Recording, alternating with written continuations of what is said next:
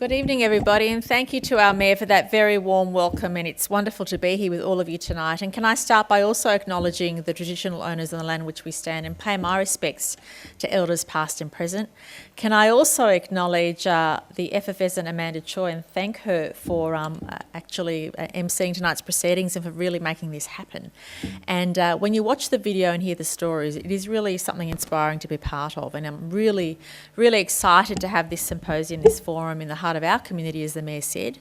because I believe the collaboration, the inspiration and the networking will really strengthen not just business in this area but our community and our social consciences. And I also acknowledge the many community representatives who are here this evening. We have representatives from the Chambers of Commerce, from the Progress Associations as I look around the room, as well as a number of other business people, and also people from state government agencies,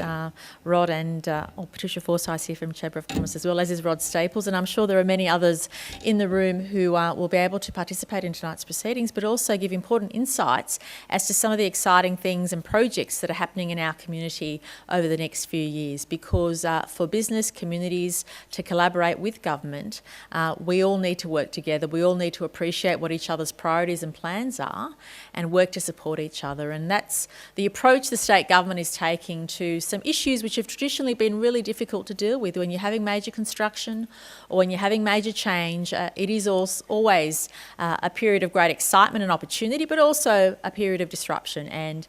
some of those issues I know will be discussed tonight, but I'm really excited by the future and excited by what this symposium can provide in terms of some of our future planning. I wanted to share with you, and I felt really inspired by a couple of the examples we saw in the video, but share with you an exciting area of social investment which the state government is really starting to kick off and which is really becoming world best practice. And we hadn't really done this level of collaboration before, but just to give you an example of the type of thinking that we're introducing to the way we do things is in New South Wales we have now what's called social impact investment, and one example I'll give you is that in our state, unfortunately, we have about 20,000 children who live in what we call out-of-home care. So for whatever reason, 20,000 children can't live with their family, with their parents, because they're not getting enough care or they're not in a safe environment.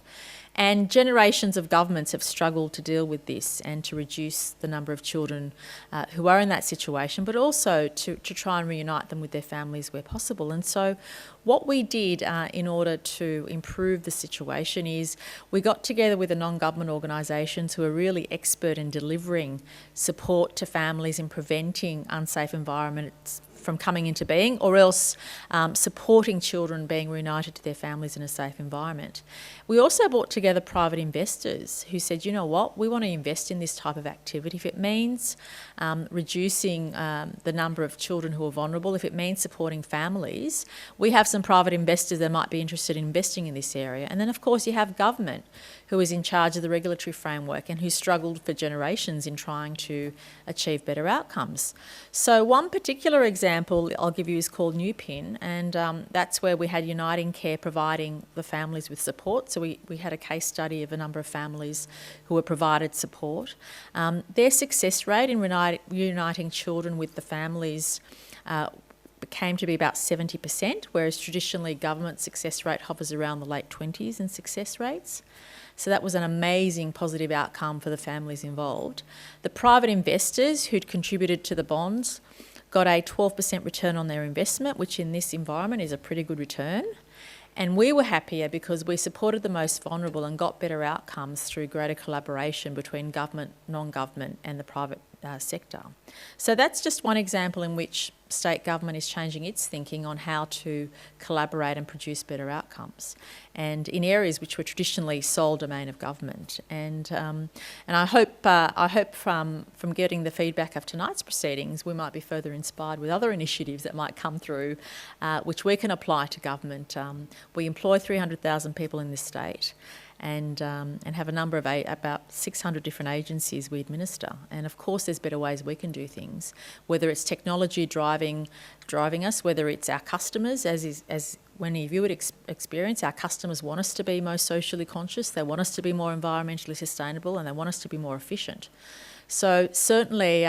the observations I've had from the discussions at the previous symposiums are things that governments grapple with on a day-to-day basis, and I think we have a lot in common when it comes to business, non-government or not-for-profit organisations, and what government is trying to achieve as well. So from that perspective, and selfishly as a State's Treasurer, I look forward to some of the ideas and suggestions that have come through which we could perhaps apply to the way we do things, because we have to keep thinking about more innovative ways to make sure that we are a step ahead of what our customers want. And this customer centricity has really driven a lot of other reforms that we've wanted to achieve, and we believe by listening to what our customers, our clients, our taxpayers are telling us makes us stronger in delivering the services, but also being having more of a social conscience in the way that we apply what we do and the way we do it. And certainly whether it's Rod Staples who's delivering the Metro project to Sydney, or whether it's